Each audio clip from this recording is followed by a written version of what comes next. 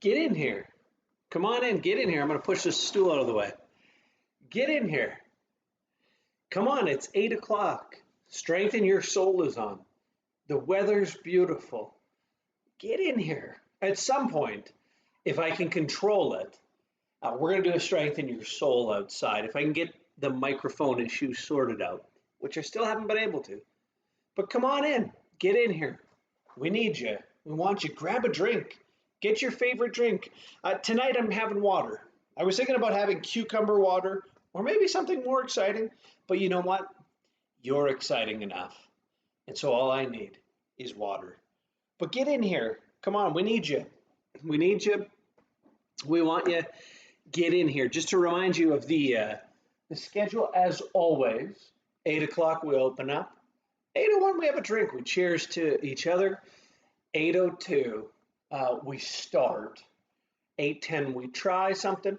We lean in. We actually do an activity, and not even an activity. I want an exercise to strengthen our soul.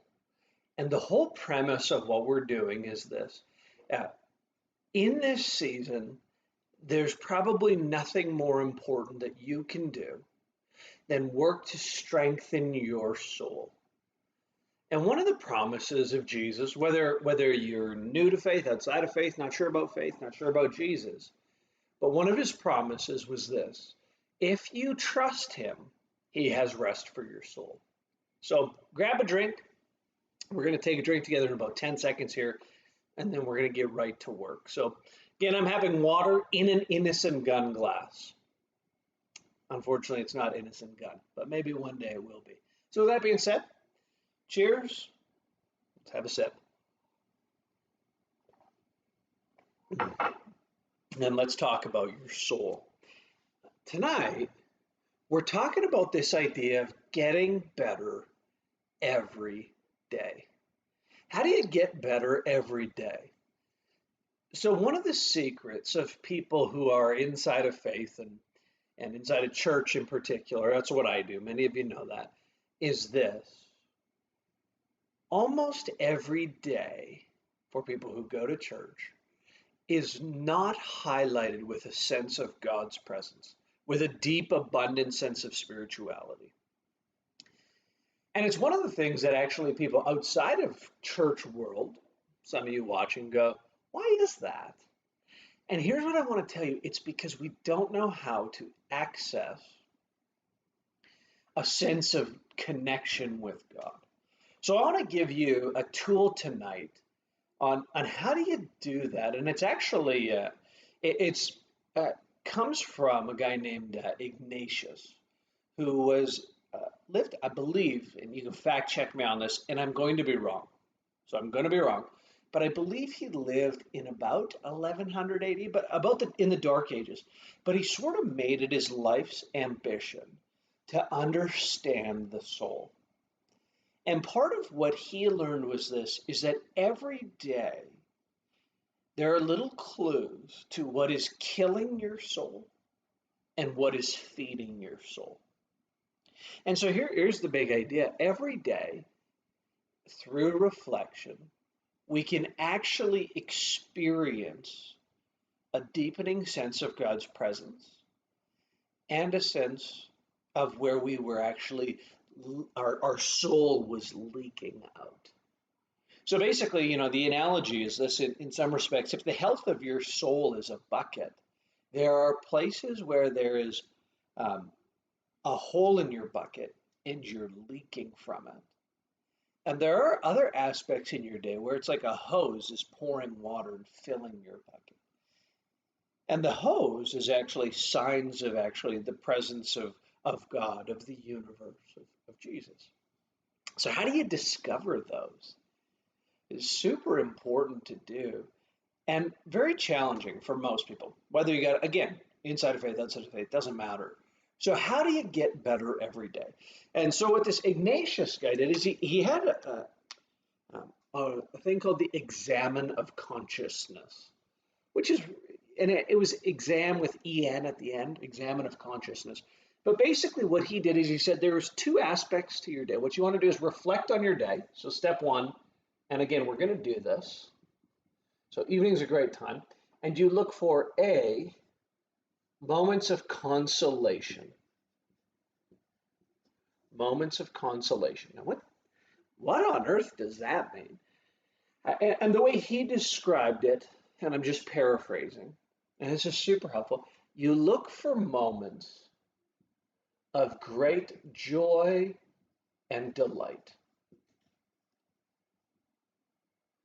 But actually, you want to raise your level of awareness, and you're actually going to ask for God's help to show you areas of delight that may have been particularly surprising.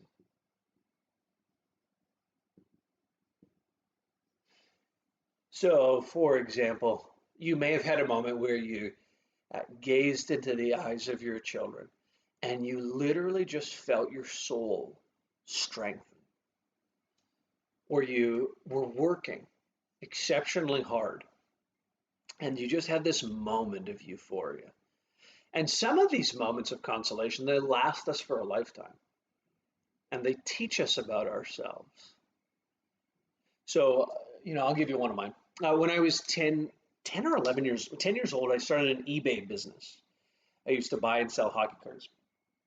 But one time I was basically gifted a remarkable sports card collection. And I was sorting, I probably bought 150,000 sports cards for $25. And it was probably worth well over $10,000, but somebody wanted to just give it to me. And I remember part of my job in the summer was just to sort the cards. And I remember there was this moment I had been sorting cards for a few hours. I was listening to music. I was listening to You're an All-Star. Now, I don't know, like, Hey Now, You're an All-Star. That song was famous before the movie Shrek, by the way. I was listening to that or some other song by I'm losing the band, but that band, whatever band that is, Smash Mouth, I think they're called. I was listening to a song by them, and the sun was gleaming in, and there was like dust I could see, and my window was open. I was in Regina, and there was this moment of just absolute consolation, absolute joy. It didn't make sense, but I remember the moment. It was perfect. It was like a glimpse of life the way it was meant to be. Part of my thinking on that is actually when I bring order out of a chaotic situation, hundreds of thousands of cards, just a mess, not sorted, nothing, and bring order to it and beauty to it and find value in it, my soul is filled. Okay, so that's consolation, joy and delight from your day. So it doesn't have to be, don't stretch back through your life. It'd be worth doing that as well. But tonight we're just going to focus on today. And then you look at moments of what Ignatius called desolation. So these are moments of emptiness. And again, one of the keys here is that it's surprising. It doesn't have to be. Again, so, consolation doesn't have to be surprising. Maybe you really helped somebody in need and you just felt there was an old lady who dropped her groceries and you helped her pick them up. You kept social distance, you did everything right, and it felt amazing. Not surprising, but it was a moment of joy and delight, fed your soul. Desolation sometimes comes very normally.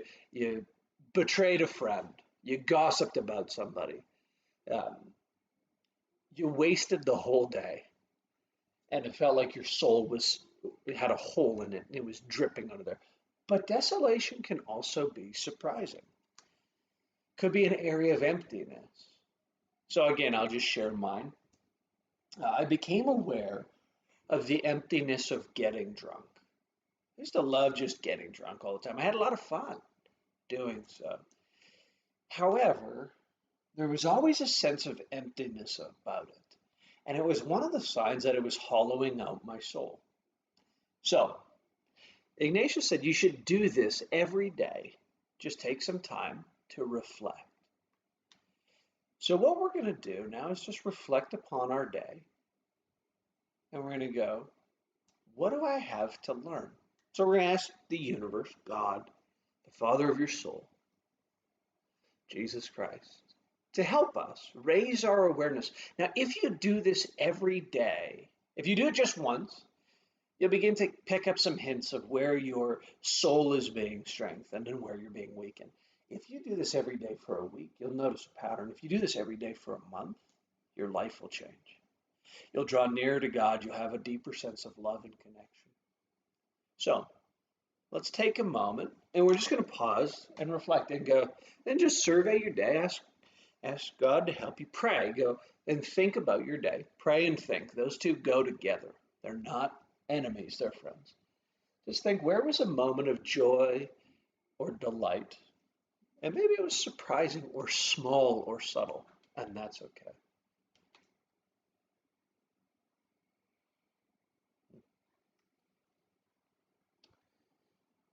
For me, two things come to mind. They're related though. So I had lunch with my kids, but it was like a focused lunch with them. And I spent extra time with them.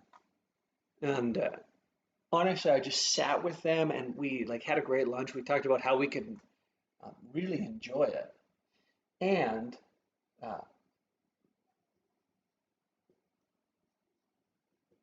I did some video work with my kids. So my middle son was in today's video, and it just has delight. So now what you do with that moment? So stick with your consolation. You go, what is there to learn? What do you need to take from that? So for me, what I take is integrating my life strengthens my soul. What I mean by that is this: when I bring my kids into my world and my world into the life of my kids, and I don't keep them separate, which is totally normal for me, uh, when I do that, I experience the joy of God. I love doing stuff with my kids. And what you need to know is this too: is that whether you know God or not, you're not sure about God or not, He does delight to do stuff with you.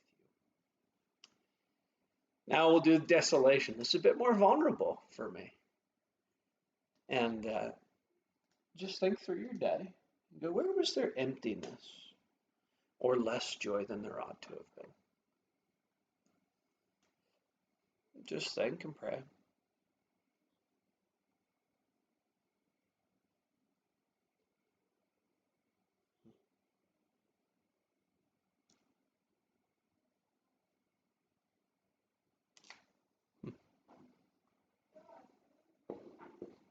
So for me, this will sound trivial, but it's actually an area of emptiness for me. Uh, I went on after a hard day of work. I hopped on Twitter to read about the news, to read some of my favorite accounts. And in particular, there's somebody who has criticized me deeply before. And I went and checked in on their stuff. I went and read a bunch of stuff by a critic, and I gave into criticism too. And so there's two parts here, actually. So for me, again, asking the question, why is this emptying my soul? Twitter, I find in this season to be a distraction. I don't use it to help people. It's not part of my job, doesn't bless my family. It just kind of becomes a vortex for me. And it was today. I wasted my life a bit, but a big, like an hour, just vegging out, relaxing. And then I went to a critic, and here was the other part. In my heart, I was criticizing them. In my heart, I was criticizing them. And I've talked about this before. So I need to actually do some work in my soul to bless this person. I do that just simply by asking God, asking the universe, asking Jesus to do good for this person that I want in my life.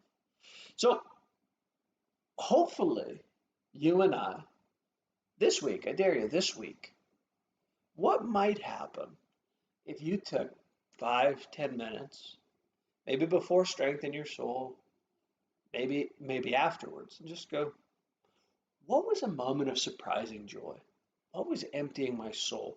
Where's the hole in my soul? And where's the hose that fills me up? And then we lean into the hose and we try to plug what's broken. That being said, I hope this helps your soul get stronger. I hope you feel more connected to other people and more connected to God, and that there's a strength and courage that fills you. So, somebody commented the other day that they really appreciate when I say a simple prayer for those of you who tune in. So, I'd love to do that. If that's weird for you, you could just hop off now. That's totally okay. Don't forget to like, comment, or share, or even subscribe on YouTube. Uh, so you can catch up on all of these on YouTube if you've missed them and don't want to scroll back. With that being said, I'd love to just say a simple prayer. May you experience the wisdom of God who loves you. May you experience his life giving strength. And may the moments of emptiness become uh, available for you and me to address them and to fix them. And may there be a sense of blessing on your life today. In Jesus' name, amen. That being said, love you all. We'll see you tomorrow, 8 o'clock. Strengthen your soul.